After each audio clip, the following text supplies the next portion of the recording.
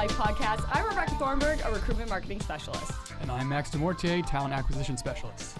And I'm Allie Miga, another talent acquisition specialist. In today's episode, we're answering all of the frequently asked questions from candidates. Max and Allie have some great advice before interviewing with us. Yeah, so I get obviously tons of questions as a recruiter, hundreds with all the candidates I've spoken with. A lot of the same questions, which is totally fine. I love the curiosity, keep them coming and everything. But figured a podcast like this would help just to kind of run through the frequently asked questions. And I'm here just to help answer some of these many questions. Awesome. To start out, too, what roles do both of you recruit for mostly? Yeah. I typically recruit for the analytics team. Yeah, typically for me it's media, marketing. Awesome. So one of the questions I think we get a ton, and I think it's one of the biggest misconceptions about DraftKings. Do you have to like sports? Do you have to be a fan of sports to work here? So short answer, no. Not at all. I think, we are involved in sports. There's a big focal point around sports, but being a fan of sports or even following it in any way, shape, or form is not at all a requirement. Sometimes we'll have games on in the office or whatever it is, but if you're doing your job, you're doing your job, right? You don't need to be a big fan of sports if you don't want to. Yeah. I'm definitely a prime example of someone who can work at DraftKings and not be a huge sports fan. Certainly can be a piece of the culture, but I often tell candidates at the end of the day, we're a tech company trying to build great products for our consumers. So obviously we have offices across the globe too, but we also have a lot of remote and hybrid employees. So what's the culture like if you're not necessarily coming into the office today? What's the culture like for remote employees? Yeah, I think whether you're remote, you're hybrid, or you're in office, it's an extremely collaborative environment. I would say team sizes within DraftKings are generally quite small, but you have this sort of cross-functional work that's very common. So you're always meeting new people, working on new projects, and just that aspect, even being a remote employee, you really feel like you're, part of the big picture. And working with all these other teams has just been, a great way to collaborate. As someone who started remote when we were still a fully remote office during COVID, I definitely relied a lot on, we had teams and team collaboration, ways to collaborate. But through our Slack channels, I got involved with our BRGs and other programs. Even Slack channels like DK Dogs, just connecting with people I might have not been able to work with on personal levels, whether I was fully remote or now seeing some people in office. And now I want to jump more into questions about the interview process itself. So when someone's coming in, I know it'll vary between roles and departments, but how many interviews should a candidate expect? Yeah, I would say typically you're looking at around 3 rounds of interviews. The first phone screen with the recruiter would be the first. You typically meet with the hiring manager after that. And then if you make it to the final round, you'll have, usually a bit of a longer interview where you get to meet some members of the team, see if it's also a good fit for you. It is an interview for you as much as it is for us, right? It's a good chance to get to know the team. Typically with the roles that I work on, that's about how far we go. And also, who will the candidates meet with? Yeah, great question. You, of course, get to meet your recruiter first and foremost, who will help you out throughout the process. But during that process, you will get to connect with the hiring manager. It's a great interview to have. It's ultimately going to be your manager in that position. So connecting with them. And then that final interview that Max mentioned is typically a mix of different stakeholders. So teams you might work closely with, other people on your team, and other stakeholders that you'll interact with in your role. Awesome. And is there assessment part of this? Is there tests? Kind of what should you expect when you're given those assessments too? And what roles usually expect an assessment? Yeah.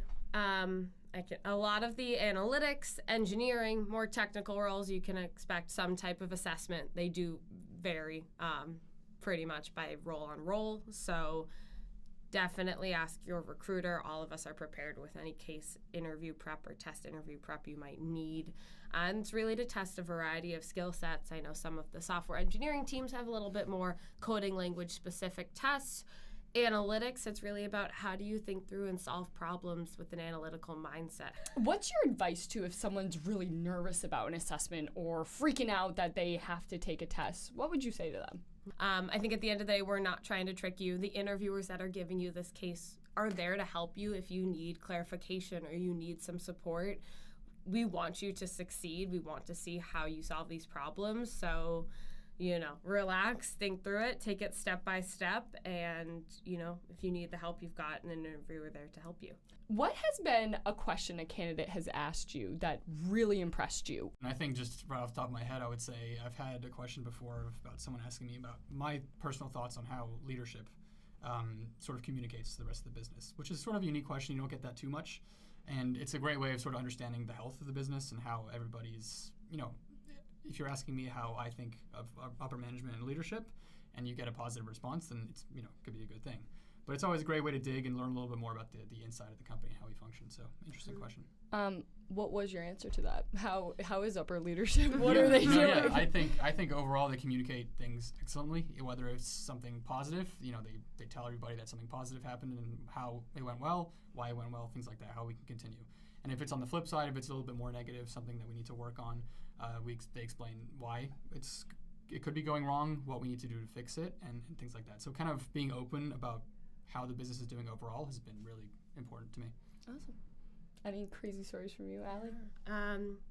I had one phone interview where someone asked me about our DraftKings values. They had looked at our careers page. They had clearly done their research from the very first phone screen, which I'm always impressed by if you've listened to a podcast or read an article before any type of preparation. But specifically looking into our values, I think as employees, we do really focus on those values, and in interviewing, those are some of the things we do look for in potential candidates. So I was impressed that they, had already looked into that, and I was able to share a little bit more insight into the values, and yeah. And what happens to maybe this isn't the right time for this person or the right role, but you see a lot of potential in them? Kind of what is their next steps? What do you recommend if it doesn't work out with us this time around? What can they do next? Yeah, I try to talk about that a lot with candidates that have made it far, and we know that we could potentially find a spot for them in the future. That we actually have, first off, a talent community that we recommend people sign up for, a way of keeping track of these great candidates for the future. We can always reach out to them if we see any roles that could fit their background or that could be of interest to them, and we always recommend, or at least I always recommend, for them to reach back out to me as well if they see anything on our careers page or even on the podcast or whatever it is, to reach back out to me, and we can go from there. Yeah. Awesome. And what if someone wants to learn more about DraftKings? Where do you think they should go to learn more, to further prep for their interview? Definitely take a look at our careers page. On there you'll see links to our blogs, our podcasts here, and a lot of information about DraftKings Life.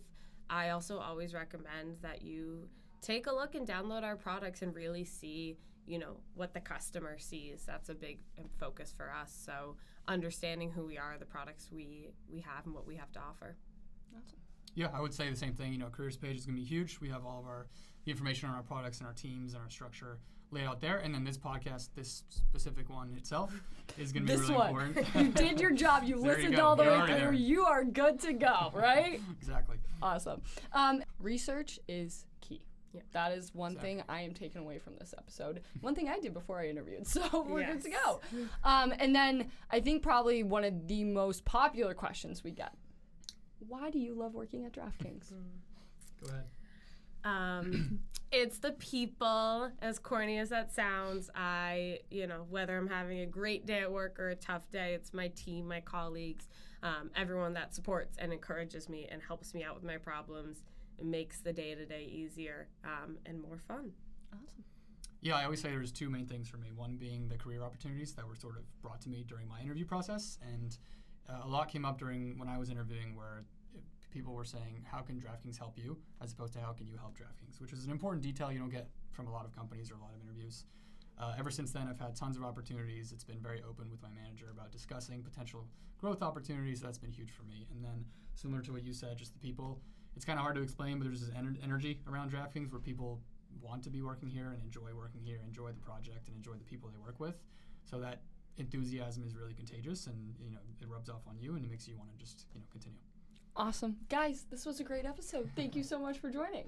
And if you want to learn more about DraftKings, make sure to check out the DraftKings Life podcast. Also, we have the DraftKings Life blog and all of our career site. Make sure to follow us on social media at DraftKings Life, except for LinkedIn, where we're simply DraftKings. This podcast is available on all major podcast platforms, Apple, Spotify, Google. We got you. Be sure to download, listen, and even throw us a 5-star rating. Thanks so much, and have a great day.